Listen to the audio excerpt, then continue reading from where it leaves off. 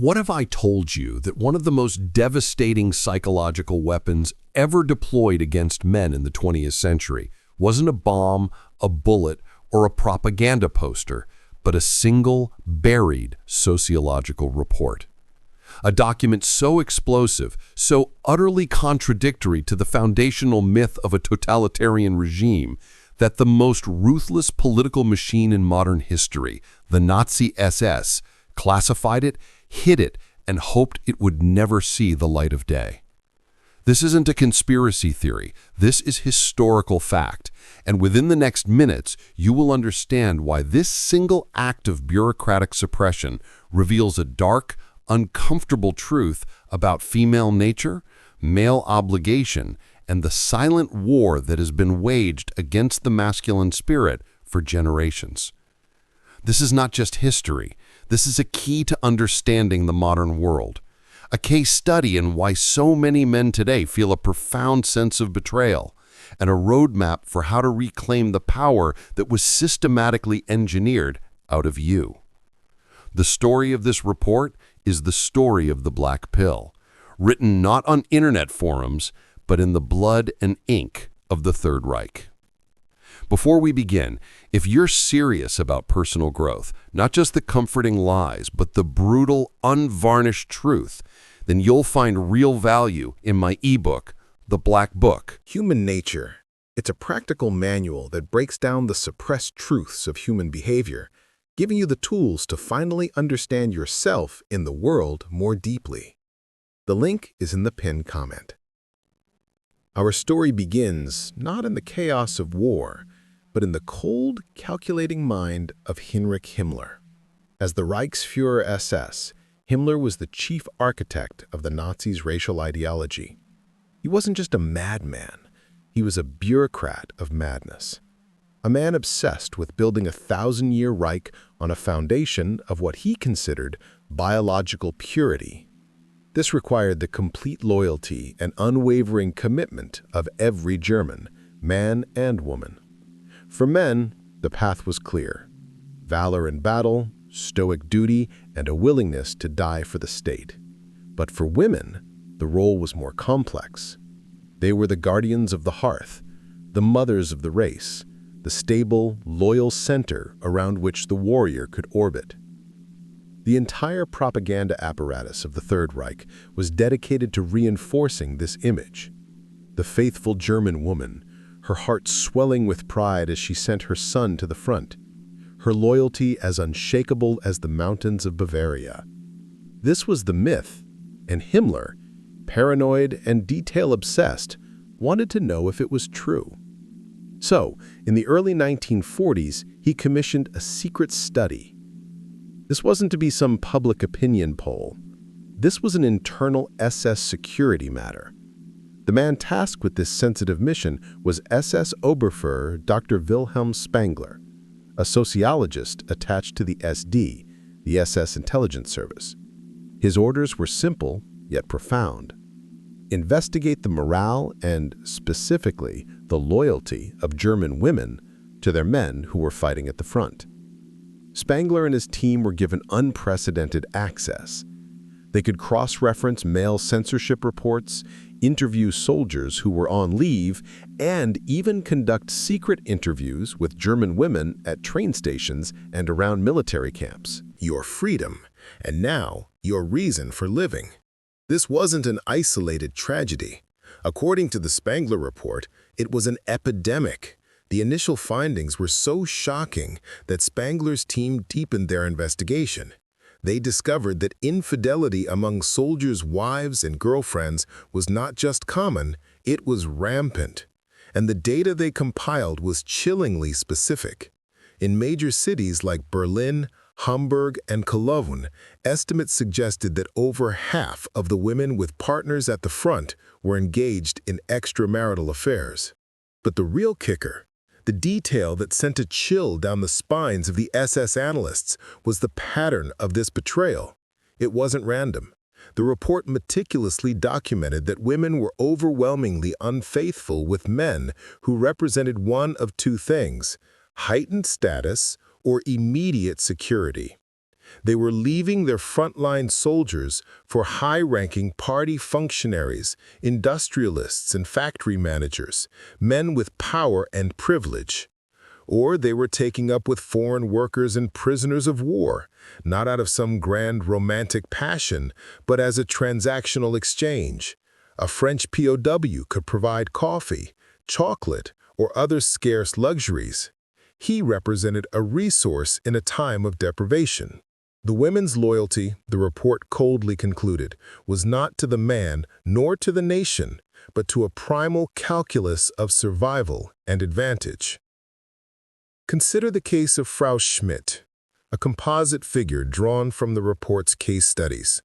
Her husband, a sergeant in the Afrika Korps, was missing in action, presumed captured.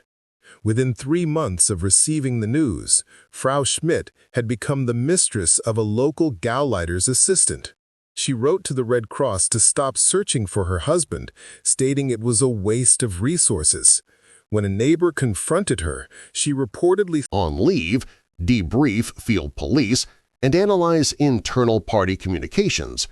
They were to deliver the unvarnished truth, and what they found shattered the central pillar of Nazi gender ideology into a million pieces. Imagine you are a young German soldier. Let's call him Karl. You are 19 years old, freezing in a foxhole somewhere outside Stalingrad. The world has shrunk to mud, feet and thunder of artillery. The only thing that keeps you human, the only tether to the world you once knew, is the letters from home. Specifically, the letters from your sweetheart Anna. You met before the war, promised to wake for each other. Her letters are filled with talk of her work in the factory, how she misses you, how proud she is. You carry her photograph, the edges frayed from constant handling. It is your talisman against the horror. Imagine the mail call. You get a letter, but it's not from Anna. It's from your mother. Her words are hesitant, careful. She tells you that Anna has been seen frequently with a French prisoner of war assigned to a local work detail. Then she says Anna has moved in with a high-ranking party Nazi official, a man in his 40s who has a heart condition that keeps him safely out of the war.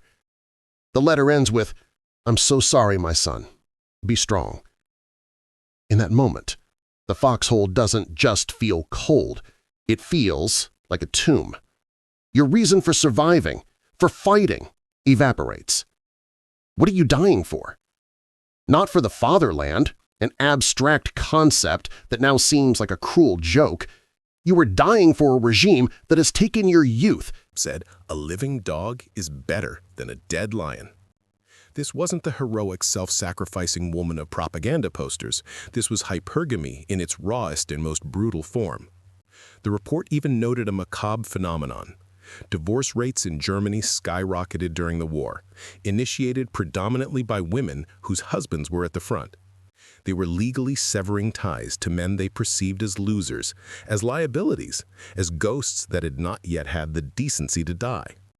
The Spangler Report was a bomb. It provided empirical, data-driven proof that the idealized concept of female loyalty, the very bedrock upon which the morale of the Wehrmacht was supposed to rest, was a fiction. The implications were catastrophic for the regime. If this information leaked, it would decimate the fighting spirit of the German army.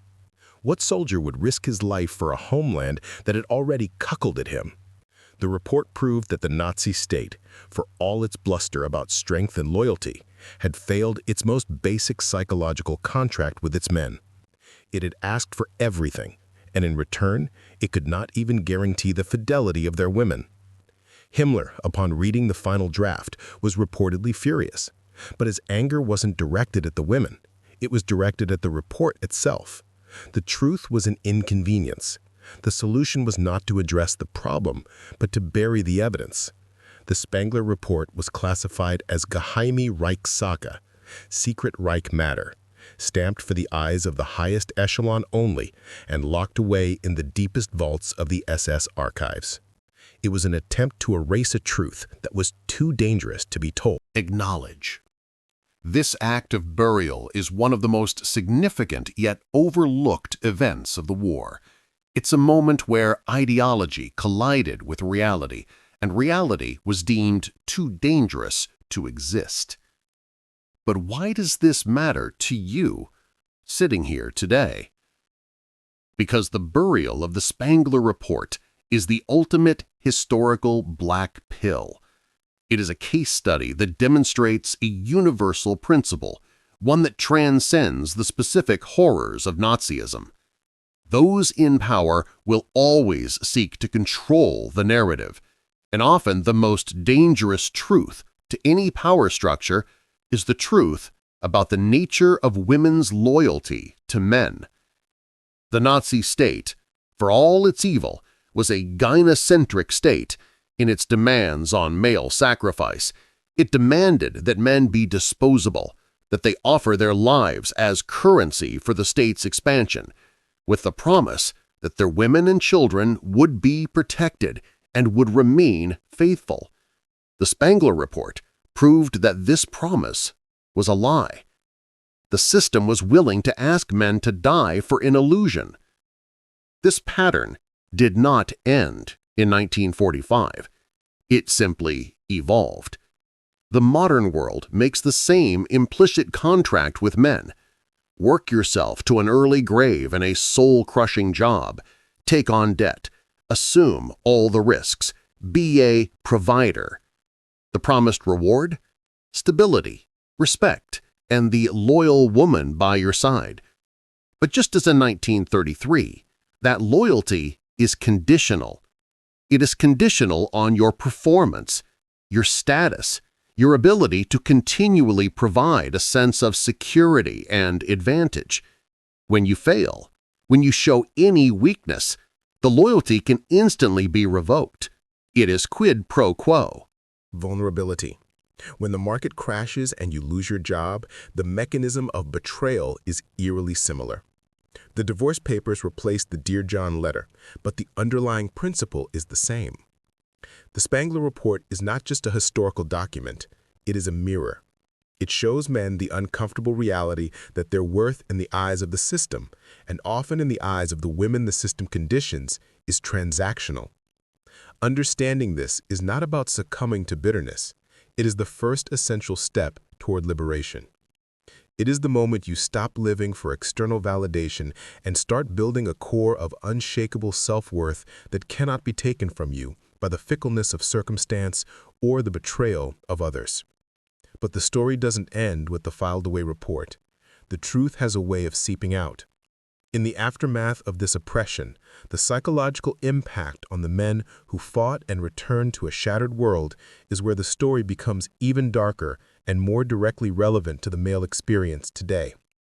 Because the men who came home from the POW camps in 1945, or who trudged back from the Eastern Front, didn't just find their cities in ruins. They found their lives stolen, their wives gone, and their children calling another man father. The great silence that fell over Germany after the war wasn't just the silence of defeat. It was the silence of a generation of men who had been psychologically castrated, first by the state that betrayed them, and then by the peace that offered them no justice. But what happened when the soldiers came home? The war was lost, the report was still buried, and millions of men were about to confront the brutal reality that the report had predicted. Now we will descend into the chaos of post-war Germany, a world where the betrayed became the forgotten. We will uncover the stories of these men, their silent trauma, and how the victorious Allies, in a stunning twist Of historical irony, inadvertently perpetuated the very same cycle of male disposability. The burial of the report was only the beginning. The real tragedy was what happened when the truth was left to rot in the ground. The ghosts of defeat. The silence of the grave that fell over Europe in May of 1945 was not a peaceful one. It was a heavy, suffocating blanket of ash, regret, and unspoken truths. For the millions of German men who began the long, humiliating trek back to what was left of their homeland, the battle was not over. it was merely transforming. They had survived a war of steel and fire, only to be marched into a new, more insidious war of the spirit. These were the men, the boys who had become old in the frozen hell of Stalingrad, the soldiers who had witnessed the industrial slaughter of the Eastern Front, the prisoners who had endured years of starvation and brutality in Soviet camps. They were returning to a world they had been promised was worth dying for. But the Spangler Report, buried in the ashes of the SS headquarters, had already prophesied the hollow victory that awaited them. The front line they were about to face was the threshold of their own homes. Imagine him. His name is Eric. He is 24 years old, but carries the face of a man of 50. His uniform is in tatters, his body racked with dysentery, his mind a haunted gallery of the friends he saw blown to pieces. For 3 years, his only sustenance, his only reason to claw his way through one more day in a Siberian labor camp, was the memory of his wife Greta. Her face, the smell of her hair, the sound of her laughter, these were sacred relics he protected from the encroaching madness. After a journey of months, walking, hitching on carts, he finally stands on the street where he once lived. The city is a jagged silhouette against the sky, a landscape of rubble. But his building, miraculously, still stands. With a heart pounding not with joy, but with a terrifying, hopeful dread, he climbs the stairs. He knocks on the door. It opens. And there stands Greta. She is older, harder, her eyes guarded. Behind her, a child, a little girl of about 2, hides in her skirts, staring at the skeletal stranger in the doorway. And then a man's voice calls from inside the apartment. "Who is it, Greta?" In that moment, Eric's entire world, the one he had fought for, suffered for, and survived for, evaporates. He is not a returning hero. He is a ghost, an inconvenient reminder of a past everyone is desperate to forget. This scene, in its countless variations, was the true legacy of the buried Spangler Report. It was a silent, domestic apocalypse playing out on the scale of millions. The returning soldiers encountered a society turned upside down. The men were gone, and in their absence, a new social order had emerged, one run by and for women. This was the true Murphin narrative, the rubble women that would later be celebrated as a symbol of German resilience, strong, indefatigable women clearing the bricks of their shattered cities with their bare hands. And there was truth in this. Women did perform heroic, back-breaking labor. Image promoted heavily in the post-war years served to obscure a darker, more complex reality. It painted a picture of universal female virtue and sacrifice, effectively whitewashing the rampant infidelity and social fragmentation that the Spangler Report had documented. For every woman clearing rubble out of civic duty, there was another who had secured her survival through more pragmatic and often ruthless means. The rubble these men had to clear was not just physical. It was the rubble of their own identities, the shattered illusion of their place in the world. The mechanisms of betrayal were coldly efficient. Many returning soldiers found that their wives had initiated divorce proceedings during their absence, often on the grounds of abandonment, a breathtaking legal fiction where the state-sanctioned act of going to war was twisted into a personal failing of the husband. The courts, now staffed by officials trying to demonstrate their denazification credentials, overwhelmingly sided with the women. Men who had spent years in PO camps returned to find their property seized, their bank accounts emptied, and their children given the surnames of their new lovers. The phenomenon was so widespread it earned a name, Uncle Eric syndrome. The Uncle Eric syndrome, where a child would be taught to call the returning biological father uncle to avoid confusing them with the new man in the house, the man who represented stability and, most importantly, access to resources from the occupying Allied forces. This is where the historical irony becomes so thick you could choke on it.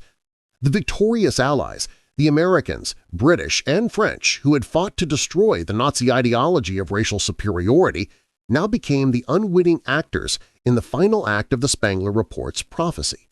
The report had identified that female loyalty shifted towards men who offered heightened status and security. In 1945, there was no greater symbol of status and security than a member of the victorious Allied armies. The American GI with his cigarettes, his nylon stockings, his chocolate, and his seemingly inexhaustible supply of canned food was a god walking the earth. He represented the ultimate hypergamous leap. For a German woman, association with an American was a ticket out of the starvation and despair of the post-war years. The term Fräulein Wunder was coined, often with a sleazy, comedic tone that masked the profound tragedy at its core. It described the eager fraternization between German women and Allied soldiers. But for the German men watching from the shadows, emaciated and defeated, it was not a wonder. It was the final humiliating confirmation of their uttered disposability. They had lost the war, and now they were losing their women to the very men who had defeated them. The Spangler Report's cold analysis that loyalty follows resources was being played out on a grand geopolitical scale. The victors not only took the spoils of war, they often took the wives and daughters of the vanquished. The psychological impact on these men is almost impossible to overstate. This was a trauma with no name, no recognition, and no outlet. They could not speak of their pain. To complain was to be labeled a sore loser, a Nazi sympathizer, a man unable to accept the consequences of a war his nation had started. Their trauma was deemed illegitimate. They were expected to simply swallow their pride, their grief, and their rage and get to work rebuilding a nation that had, in their eyes, betrayed them twice. First, by sending them to a futile war, and second, by discarding them upon their return. This created a generation of silent, hollow men. They became the stoic, emotionally distant fathers and grandfathers of the Wirtschaftswunder, the economic miracle. They poured all of their unexpressed anguish into their work, building the factories and offices of the New Germany, while their inner world remained a frozen Stellenwerd. The male spirit was not broken on the battlefield. It was systematically dismantled in the quiet treachery of the post-war home. This silent trauma did not vanish. It was inherited. The sons of these men grew up with a father who was a ghost in his own house, physically present but emotionally absent, incapable of warmth, quick to anger, and utterly incapable of articulating why. These sons never learned how to be men from their fathers because their fathers had been psychologically neutered by a trauma they could not name.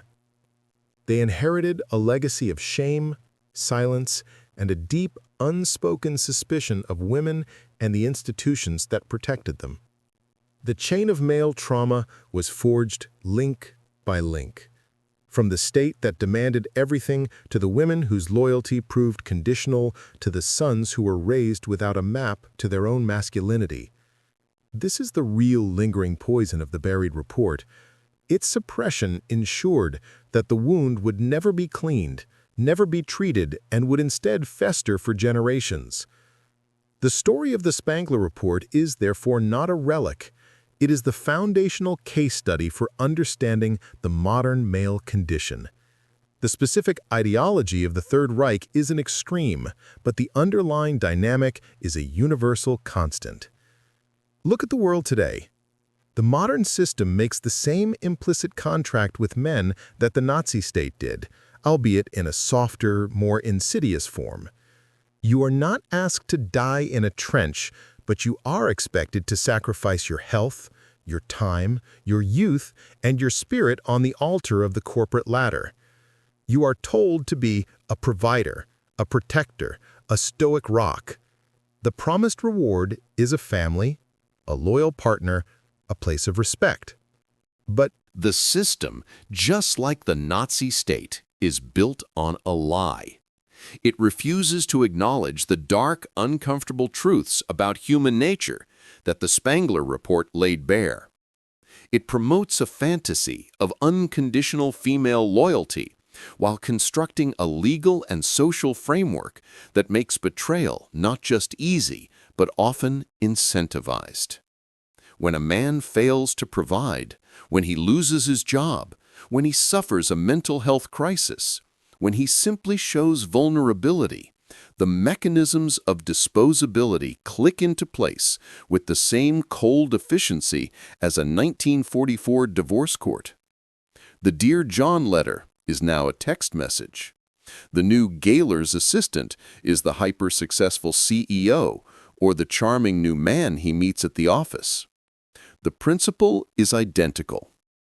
Understanding this is not a descent into misogyny. It is the first and most crucial step toward genuine masculine empowerment. The black pill is not about hating women. It is about seeing the game clearly with all its brutal rules for the first time. The Spangler Report is the ultimate black pill document because it provides historical, empirical proof that the romantic ideal sold to men is a dangerous fantasy. The liberation comes when you stop playing the game by rules designed for you to lose. When you internalize the fact that your worth cannot and should not be contingent on your utility to a woman or a state that views you as disposable, you become free. Your mission shifts from seeking external validation to building an internal fortress. Your purpose is no longer to be a hero in a story written by others, but to become the author of your own story. The men who survived the post-war silence ultimately did so by turning inward. They found solace not in a society that had rejected them, but in the quiet dignity of their own labor, in the small communities of other broken men, in the stoic acceptance of a world they could not change. Theirs was a grim, uncelebrated resilience. But your path does not have to be so bleak. You have the advantage of hindsight. You have the Spangler Report not as a source of despair, but as a key. It unlocks the understanding that the feelings of betrayal, the confusion, the anger you may feel are not a personal failing. They are the rational response of a man waking up to the nature of the system he was born into. Your duty is not to rebuild a nation that does not value you.